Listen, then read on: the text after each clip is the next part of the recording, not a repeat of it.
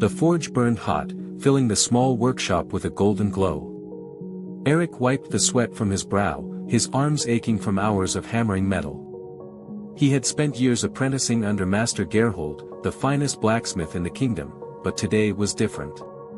Today, he was alone. His master had fallen ill, and the order for the king's ceremonial sword had to be finished by sunrise. If it wasn't, Gerhold's reputation, and Eric's own future, would be ruined. He had never forged such a fine blade by himself, but there was no time for doubt. He took a deep breath, steadying his shaking hands. The steel needed to be perfect, its balance impeccable. He heated the metal, hammering it with rhythmic precision. Sparks flew, and the sound of steel against steel echoed through the shop. Hours passed, and exhaustion set in, but Eric didn't stop. Twice, the blade cracked under his inexperience.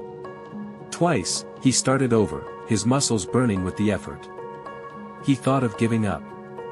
But then he remembered the words Gerhold had told him long ago: a true smith doesn't measure his worth by his mistakes but by how he overcomes them.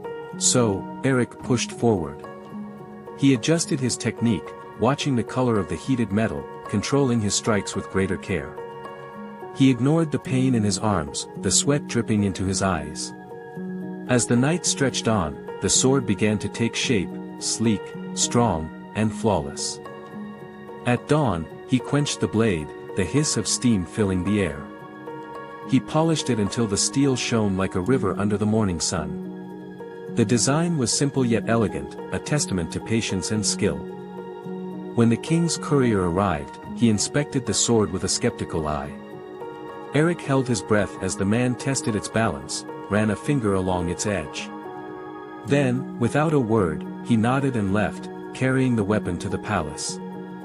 Eric collapsed onto a bench, exhausted but victorious.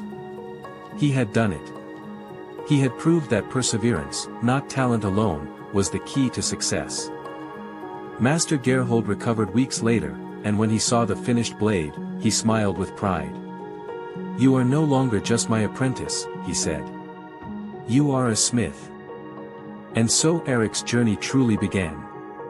He had faced failure and conquered it, not through luck, but through sheer dedication. The lesson was simple: skill is honed through effort, and true mastery comes only to those who refuse to give up.